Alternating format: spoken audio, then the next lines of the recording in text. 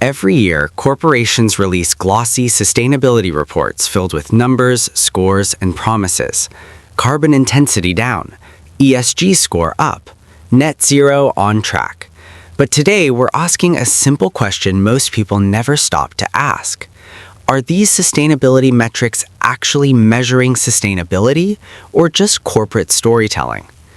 Welcome back to Sustainability Ventures.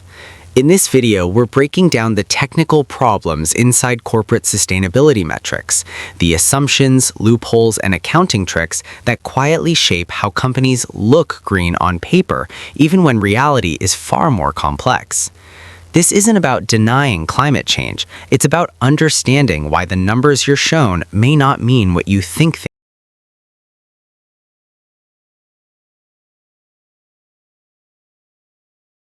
they mean. Corporate sustainability metrics look incredibly precise.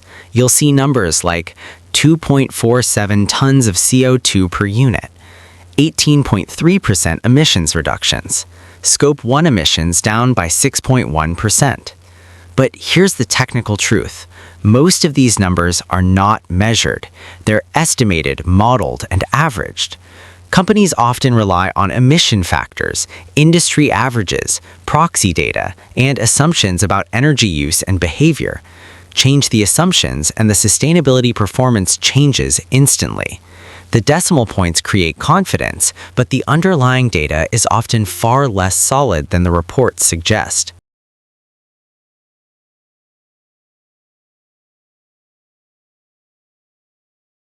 One of the biggest technical flaws is the obsession with relative metrics.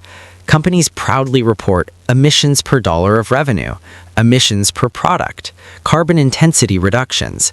But here's the catch. A company can improve efficiency while emitting more in total. Example, emissions per unit drop 10%. Production increases 40%. Total emissions still rise. From a climate perspective, the atmosphere doesn't care about efficiency ratios. It only responds to absolute emissions. Yet sustainability dashboards often highlight intensity improvements because they look good, while total emissions quietly climb in the background.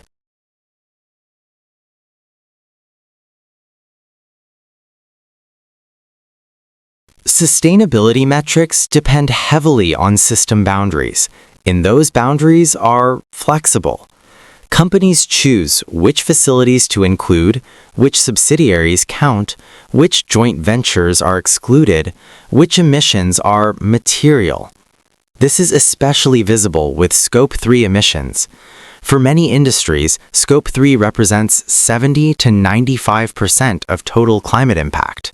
Yet companies are allowed to estimate only parts of Scope 3, exclude categories due to data limitations, and delay reporting indefinitely. Technically allowed, environmentally misleading. The result? A sustainability score that reflects what's easiest to measure, not what matters most.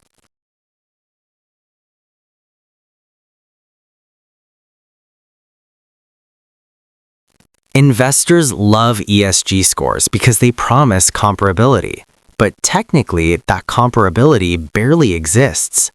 Different companies use different accounting standards, different emission factors, different reporting years, different baselines, and different materiality thresholds. Even ESG rating agencies disagree wildly. The same company can be AAA by one provider and high risk by another. That's not a coincidence. It's a structural problem.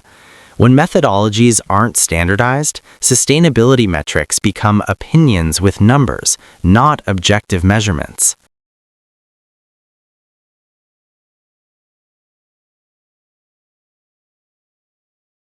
Many sustainability metrics rely on net values, like net zero, net emissions, and net reductions.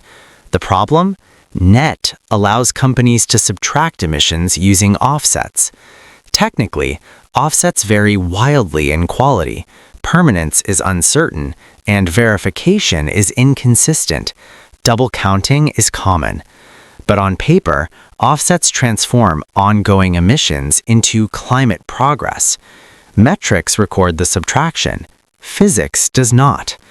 A ton of CO2 emitted today doesn't disappear because a spreadsheet says it's neutralized elsewhere.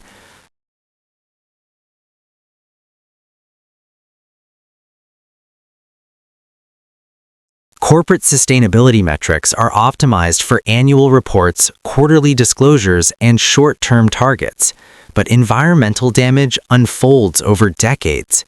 Metrics often ignore long-term ecosystem degradation, delayed health impacts, infrastructure lock-in, and erodible resource loss.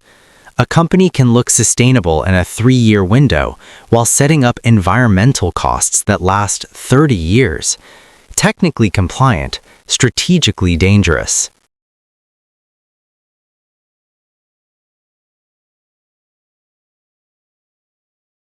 Sustainability metrics shape investment, policy, and public trust.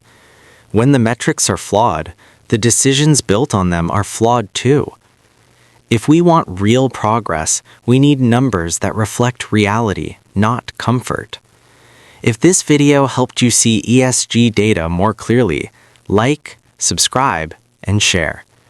And let me know in the comments, should companies be required to publish absolute environmental impact, even if it looks bad? This is Sustainability Ventures, and this is why data integrity matters.